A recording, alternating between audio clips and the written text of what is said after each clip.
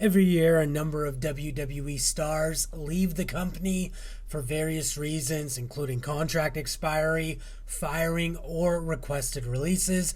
Throughout 2019, 20 WWE talent left the company, and let's take a look at every WWE release or departure in 2019. First, we start off with Hideo Itami, who at the end of January asked for his WWE release following a 5-year run with the company. On February 22nd, Itami was officially released from the WWE. Itami reverted back to his original in-ring name Kenta and returned to New Japan Pro Wrestling. In late 2018, Ty Dillinger suffered a hand injury, which kept him out of action for several months. He returned to in-ring competition at a WWE live event in February, and on February 19th, Dillinger announced via Twitter that he requested his release from the company. February 22nd, WWE did grant his release. Dillinger returned to the independent scene in June 2019 under his former ring name Shawn Spears. On May 25th, Spears made his All Elite Wrestling debut, competing at the Casino Battle Royale at the company's inaugural pay-per-view, Double or Nothing. TJ Perkins signed with WWE in 2016 after he won the inaugural Cruiserweight Classic tournament, winning the WWE Cruiserweight title. Perkins was a mainstay on WWE's 205 Live programming until February 2019. On February 22nd, Perkins was released from his WWE contract. Following his departure from WWE, Perkins worked various independent promotions, as well as having bouts in Impact Wrestling and New Japan Pro Wrestling.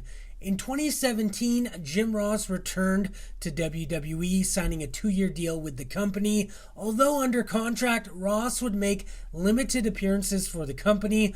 On March 27, 2019, Ross opted to not re-sign with WWE and left the company. On April 3rd, Jim Ross signed a 2-year deal with All Elite Wrestling.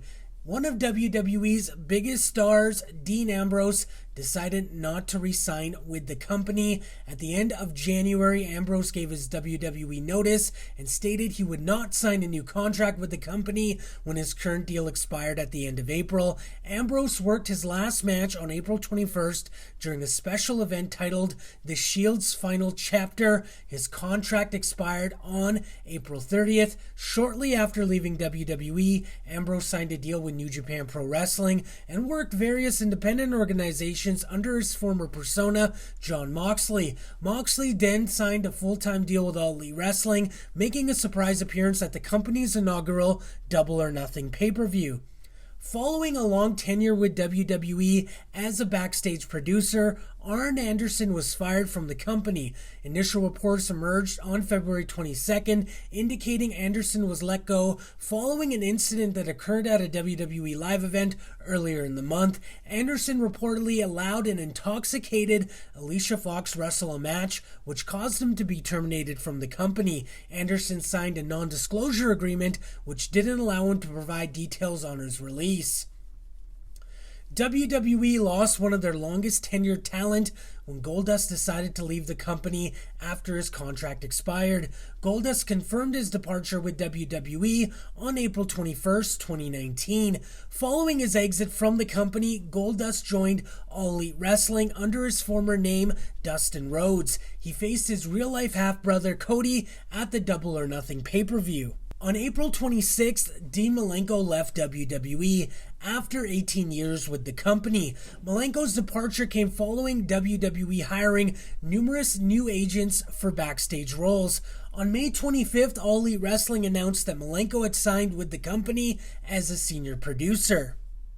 On July 17th, Rhino's WWE contract expired. He chose not to re-sign with the company, and in an interview, Rhino revealed that he turned down an offer for more than double his current downside guarantee.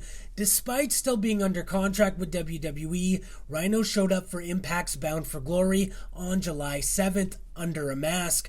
WWE reportedly did not have issue with him appearing at that event. In July, WWE announced the signing of Paul Heyman and Eric Bischoff, serving as executive directors of Raw and SmackDown. Bischoff was let go from the company in October, being replaced by Bruce Pritchard. Reasoning behind his release was not provided, but Bischoff did state his role didn't work out in a way Vince McMahon wanted. Jordan Myles, also known as ACH, was released from his WWE contract on November 21st. ACH has been very vocal about his negative feelings towards WWE following a controversial t-shirt design. On November 7th, Hardy posted a video stating he quit WWE, explaining he refused to work for racists, and the name Jordan Myles was a slave name he no longer wished to be known as. ACH was booked for a handful of independent appearances, as well as working for a televised taping for Major League Wrestling. On December 7th, ACH stated he quit wrestling altogether. On December 8th, WWE released several members of the roster, including the Ascension. Their release was given after being inactive on the roster for several months. The Ascension last worked WWE Main Event on April 8th and have not been used since. They currently hold the longest consecutive reign as NXT Tag Team Champions at 364 days. They are currently booked for independent dates following their 90-day no-compete clause. On November 11th, Sin Cara requested his release from WWE, stating he felt undervalued in the promotion and wanted to continue his career elsewhere. On December 8th, Sin Cara was officially granted his release from the company and given a 90-day no-compete clause, which does expire on March 7th, 2020. Despite still being under a no-compete clause, Sin Cara has appeared for AAA in Mexico. On December 16th, Sin Cara announced that he will be using the name Cinta de Ora going forward. The name was originally used by Sin Cara's mentor, Cinta de Ora, and was given the blessing of his children to revive the name. The original Cinta de Ora passed away in 2016. On December 8th, Luke Harper was granted his release from WWE. After requesting it several months earlier, Harper publicly announced for his release on April 16th, but was refused to be let go from his contract. Harper's contract was set to expire in November, but the company extended it 6 months due to time being missed during injury. He met with Vince McMahon and asked if he could be released in November. Since they had no plans on using him, Vince advised Harper to take it up with Triple H, who then did not respond to him. Harper made a brief return to WWE, teaming up with Eric Rowan, performing at WWE live events. Prior to being released from WWE, Harper did trademark his former ring name, Brody Lee. On April 9th, Dasha Fuentes was released from WWE following a botched interview with Roman Reigns on Monday Night Raw. In October, Dasha made her All Elite Wrestling debut, serving as a Spanish commentator for AEW Dark. Dasha is now serving as a permanent co-host with Tony Schiavone for the program.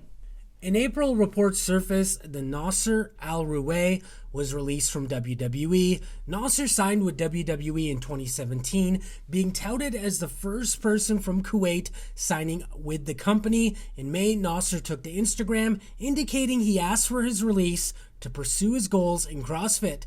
In April 2017, Sadia Bezezo took a part in an open tryout session in Dubai.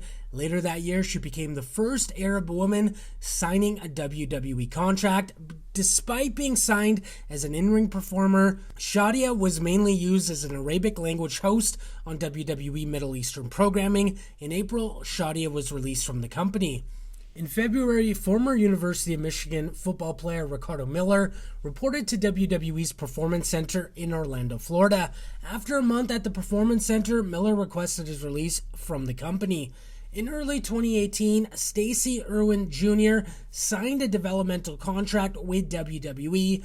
During his short tenure with the company, Irvin worked several NXT live events and one televised episode of NXT on the WWE network. In April, Irvin confirmed he left the company to pursue other career options.